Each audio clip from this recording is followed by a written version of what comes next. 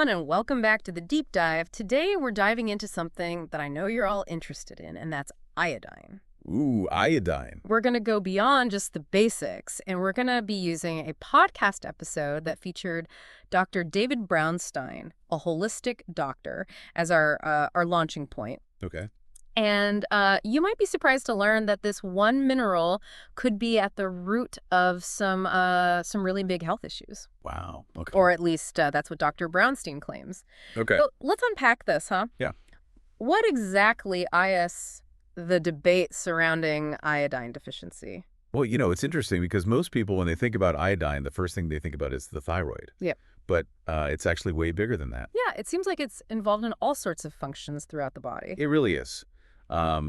Iodine is absolutely vital for your whole endocrine system. Okay. You could think of it as kind of like your body's communication network, regulating hormones that control everything from your metabolism and growth to your mood and your sleep. Wow.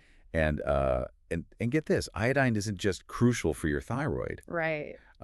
It plays a key role in the adrenal glands, ovaries, breasts, and even the prostate. Wow, who knew, huh? That one little mineral could be so multi-talented. It's a busy little mineral. Yeah. But Dr. Brownstein, he kind of goes a step further and says that iodine deficiency is super widespread, especially among younger women. He even suggests a possible link to cancer. Now, that's a pretty serious claim. It is, and it's really important to remember that Dr. Brownstein is coming from a holistic medicine background. Okay. And while mainstream medicine does acknowledge iodine deficiency, it's not generally seen as this huge epidemic that Dr. Brownstein describes. Okay, so we've got two different viewpoints on how common iodine deficiency is. So how did Dr. Brownstein even become so focused on this, in the first place? How did this become his thing? He describes his journey as sort of a medical detective story. Early in his career, he noticed that he had a lot of patients who just weren't getting better with conventional treatments. Mm. And this led him to investigate nutritional deficiencies. And iodine just kept popping up as a potential missing link. Oh, interesting. And he found that when he started treating his patients with iodine supplements, many of them saw huge improvements. Wow. He even tells a story about this one particular patient he had with long-standing thyroid issues. And after she started taking iodine, things really turned around for her. That's a pretty compelling story, but I imagine that, individual stories, while powerful, don't really prove a scientific point, right? Exactly. Yeah. While these anecdotes are definitely intriguing, we really need some solid research to back up these claims. Okay. It's crucial to separate personal stories from scientifically proven facts. Right. So for someone listening right now and they're thinking, wait a minute, do I have an iodine deficiency? What are some signs they should be looking out for? Well, some common symptoms include fatigue, brain fog, dry skin, hair loss, and having cold hands and feet all the time. Hold on a second.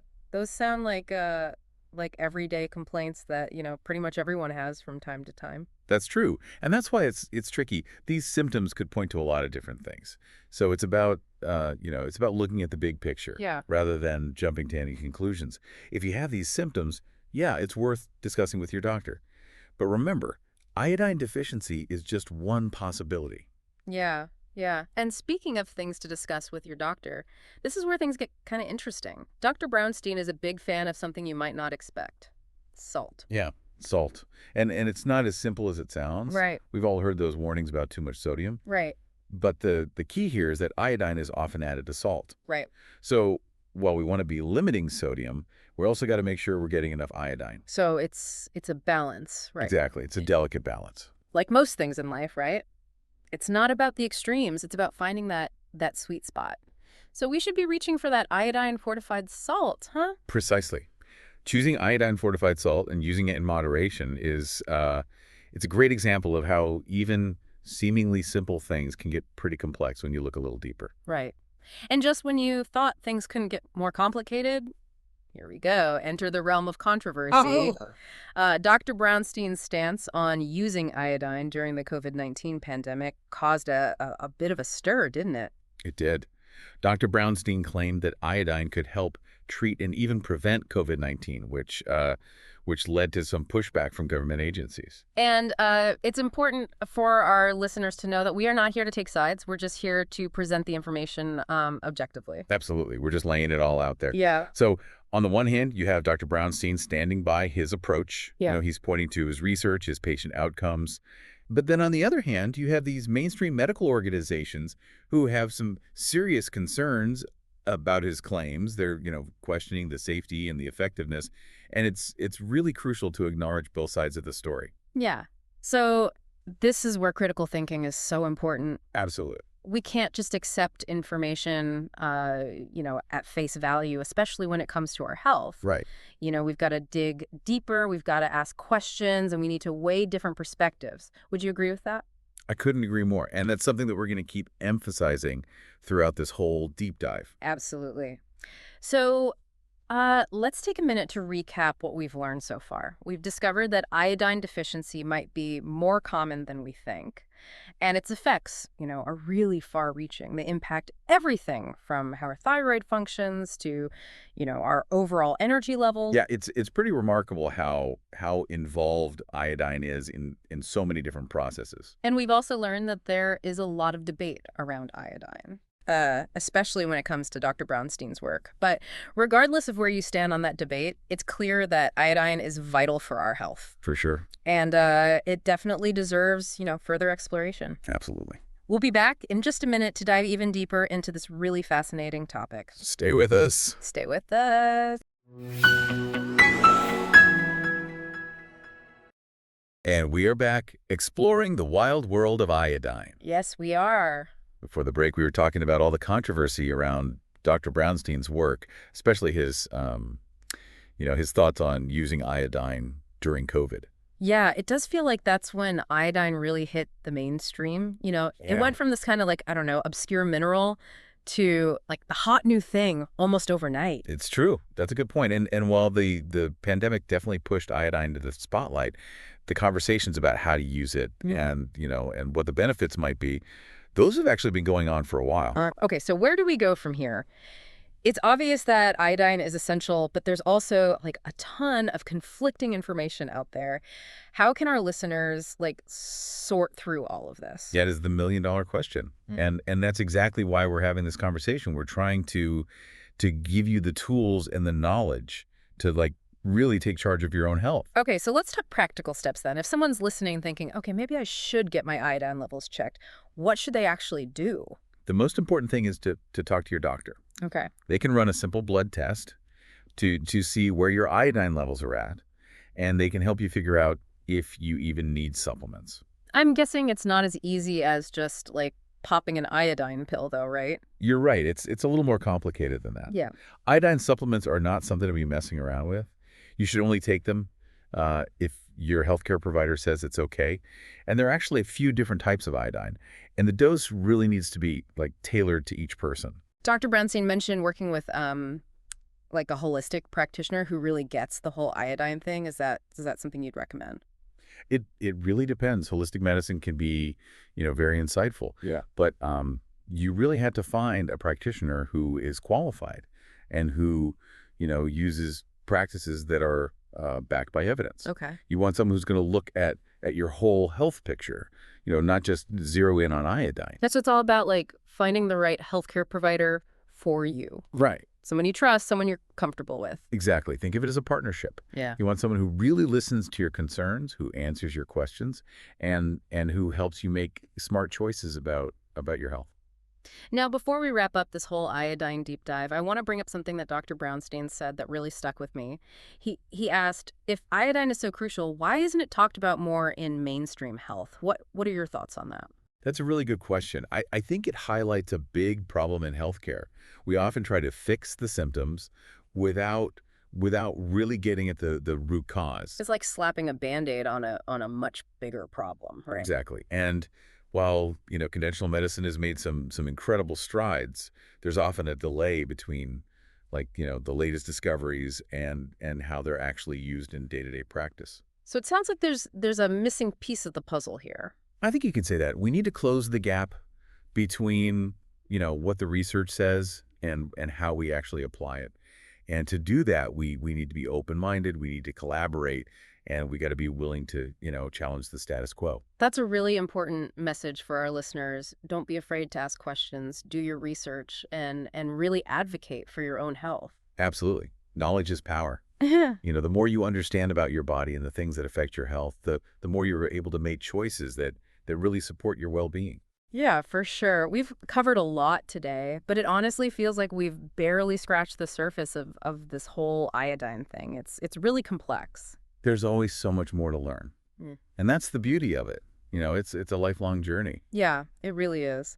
Well, we hope this deep dive has made you, a little bit curious and maybe inspired you to keep learning about iodine and how it impacts your health. And that's what makes this deep dive so awesome. Yeah. It's about giving you the information and the tools to really take control of your health. We've given you the background, the different perspectives, and some key questions to ask. Now it's up to you to keep the conversation going with your doctor, to do your own research, and to ultimately make decisions that match your health goals. Remember, there's no one-size-fits-all solution when it comes to your health. It's about finding what works best for you. And we should all embrace that journey of self-discovery. So as we wrap up our deep dive into iodine, we want to leave you with one final thought. Okay, shoot. If iodine is really as important as Dr. Brownstein says it is, why don't we hear more about it in mainstream health conversations? That's a good one. That's the question we want you to think about. Keep exploring, keep asking questions, and keep being your own health advocate.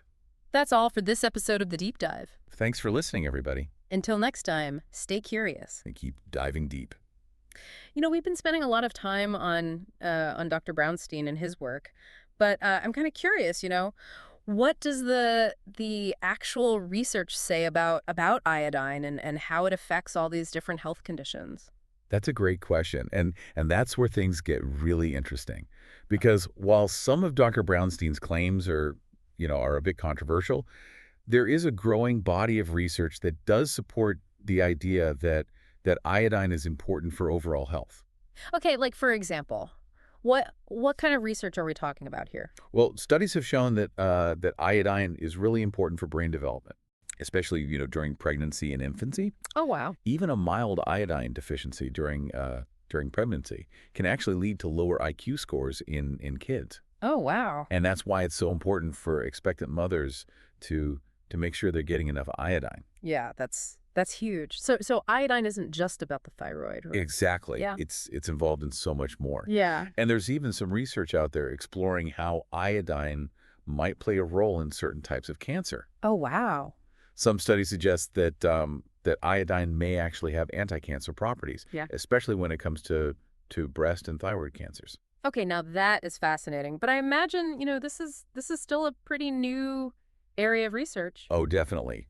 While the early findings are really promising, we need more research to really understand this connection between iodine and cancer.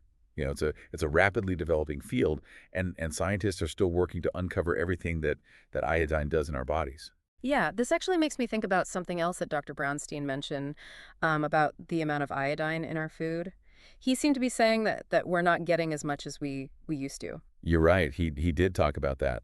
And modern farming practices, soil depletion, and changes in how our food is processed, all of those things have led to lower iodine levels in a lot of foods. Okay. So what can people do to make sure they're getting enough iodine besides, talking to their doctor and maybe taking supplements? Are there things they can, eat or things they can change about their diet? Absolutely. Adding iodine-rich foods to your diet is a really great way to increase your iodine intake naturally. Seaweed, fish, dairy products, and eggs are all good sources of iodine.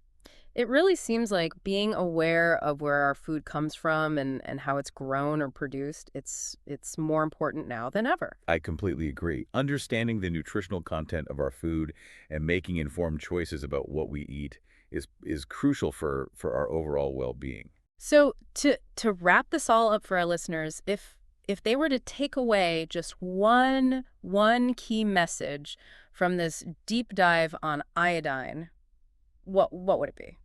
I think it would be this. Don't underestimate the power of this essential mineral. Okay. Iodine plays a vital role in so many so many of our bodily functions, from regulating hormones to keeping our brains healthy.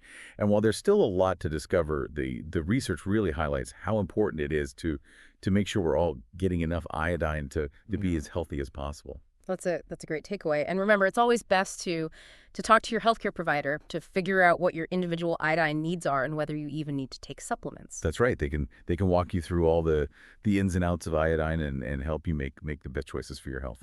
Well, this has been a really incredible deep dive. It has. Thank you so much for joining us and sharing your expertise with us on this really important topic.